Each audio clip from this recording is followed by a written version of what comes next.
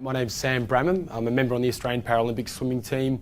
My first Paralympics was in 2004. Competed at the Commonwealth Games here in Melbourne in 2006 and again at the Beijing Paralympics in 2008. So I took a bit of time off and I've just started getting back into the pool now. So to be a member on any sort of Paralympic swimming team, you need to have a disability. Mine's quite obvious. I'm missing my right leg. I wish I had a better story for you, like a shark attack or a crocodile attack or something like that. I don't. I was actually born without my leg. Yeah, so I guess for me the best thing about growing up with a disability was the pranks I could pull. I've always been sort of laid back and had a pretty easy approach towards my disability, and when you have one leg you can take these pranks to the next level. You know, the ultimate prank I've ever pulled, which I got in most trouble for, I was actually arrested for this prank. I was just before the Beijing Paralympics, it was 2007, and some friends and I, we go camping up in Rimbula. And we're sitting around the campsite, we're pretty bored, we thought, you know what, some fun we can have. And my friend straight away pointed at my leg and said, let's use the leg. So from there we went round to the local Macca's, grabbed as many of those little sauce sachets as we could grab, those sauce sachets you rip and pour over chips. To paint the picture for you guys, it was about a 28-degree day, 500 people on the beach, sand castles, mum and dad's enjoying the sun, another 500 people in the water, surfing, boogie boarding, just enjoying the day. So we went ahead with our plan. I hung dead between my friends, just lifeless. They carried me around screaming shark. So they probably screamed shark about 4 times.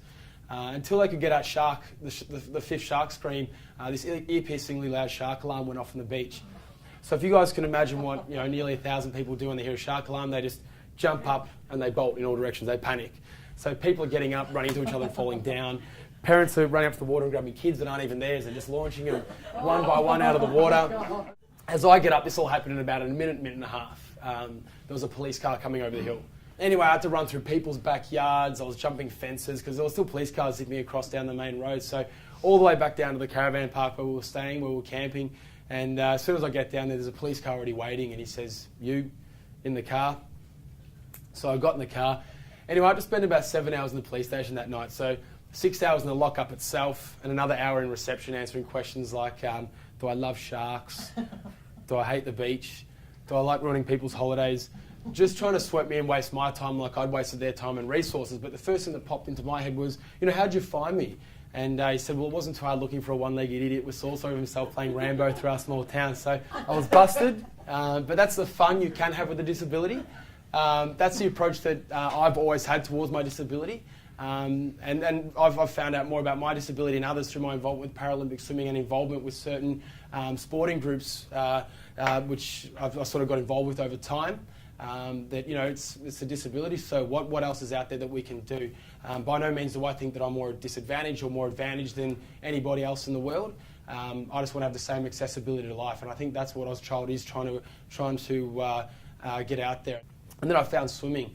Swimming, of course, which is a upper body dominated sport.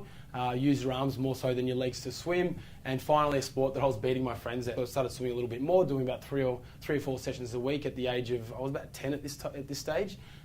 Started beating my mates at school. The next year I started beating the year level above them, started competing against able-bodied boys from other schools, started beating them, and then started to get involved at the state circuit and started beating boys from all around Victoria. What I found was over time though, when I was about 13 at this time, I wasn't advancing as fast as the other boys. And it was because I wasn't getting the double-legged kick out the back. As they grew, I was growing too, but I wasn't growing with 2 legs, I was growing with 1. I knew that there was the Paralympics, but I thought, you had to be, over your 20s to get into that. I had no idea that there was sort of age-disabled swimming. I was able to meet other boys and girls with disabilities, disabilities more severe than my own. So boys missing both their legs, girls missing both their arms, severe cerebral palsy, quadriplegia, paraplegia, a long range of different types of disabilities that I then found out about, and I knew that, hey, I'm not the only kid in Australia with a disability. I thought, well, what's the furthest I can actually go with this swimming thing? I'm enjoying it, maybe it's time to actually set a goal. So I thought, okay, well, when is the next Paralympics? The next ones are in 2004, in 3 years' time. I'll be 16. I think that's a pretty good time to start my international career. So, my perception started to change. I started going, well, okay, what do I need to do to get there? I started implementing baby steps for myself. You don't have to be a swimmer to be able to achieve goals. That's just that was my vehicle that I was using. You have to implement some sort of strategy to achieve what you want. That can be applied to anything. I applied it to my schooling, I applied it to my university, I still apply it to this day to my job, and that's what I really try and get across. So I thought, okay, my ultimate goal is to make the Athens Paralympic swimming team. What are the baby steps now? Okay, let's break it down. I need to be training hard. Okay, what are the tasks involved in training hard? Well, I need to be training 13 times a week for 2 hours at a time. Okay, am I do that during the week? Yep, tick. What's the next one? I need to start eating healthy. I need to stick to a diet plan. So I stuck to my diet plan. What is my weekly diet plan? What do I eat on Monday? What do I eat on Tuesday, Wednesday, Thursday, Friday, all the way through? Went to the trials, extremely nervous. I was ranked about 30th in Australia. Went out, did the heats, ranked myself 3rd in Australia. I need to be in the top 2 to make the team. Came back in for the final that night and was able to break an Australian record and get on the team. From there, I went across to Athens after that. Competed for my country, so I was wearing the green and gold this time, representing the whole of Australia. All of the eyes were watching pretty much us and what we're all doing over there. So a feeling that I still can't describe to you guys this day. I wish I could, but I can't. So we actually sent across to Argentina before we went to Athens. I had no international experience, international competition experience. So they picked about a group of 7 of us to go across to Argentina. And compete against some of the South American swimmers with some of the South Pacific as well. One story really stood out in particular. On the second last day, another girl came into the arena and she was missing her legs from her waist down. Now I'd seen that type of disability before, but what I hadn't seen before was what she was using. She wasn't using crutches or a wheelchair or prosthetic legs. She was actually using a skateboard. So how does someone with no legs use a skateboard? She'd sit on her bum and scoot on the ground like that. So this girl would come in every day. She'd go over to the Argentinian team, tracksuit off, back on the skateboard, over the side of the pool, off the skateboard, into the pool, swim, warm up, back on the skateboard, back to the Argentinian team, clothes back on, over to the cafeteria, reach up, grab her own food, doing everything that an able-bodied person was doing. This girl has had an able body, a full working able body, lost it in something as horrific as a car accident, and has adapted to a new lifestyle. That could be a very physically and mentally painful transition. So I was completely mesmerised. Anyway, on the last day of competition, we were getting on the team bus to head home. As we were about to drive off, Estefania came out the back door. The road and terrain in Argentina isn't as nice as ours. There's cobblestone roads, cracks in the pavement. So you can imagine what it's like for a skateboard going across that sort of terrain. Estefania would come out, she'd scoot along, she'd hit a crack, she'd fall off. She'd get back on it, scoot along again, hit another crack, she'd fall off again. Scoot along again, backpack will fall off, so put the backpack on. From here to probably the back wall over there, she'd fallen off about 5 or 6 times. So we thought, that's pretty horrible. She has to do that the whole way home. Said to the coach, can we give her a lift? And he said, yeah, of course, yelled out at Estefania, can we give you a lift home? That's when she said, I don't have a home. So we later found out that not only did Estefania lose her legs in that car accident, but she lost her mum, her dad, and her 2 younger sisters, and as a result of that became homeless.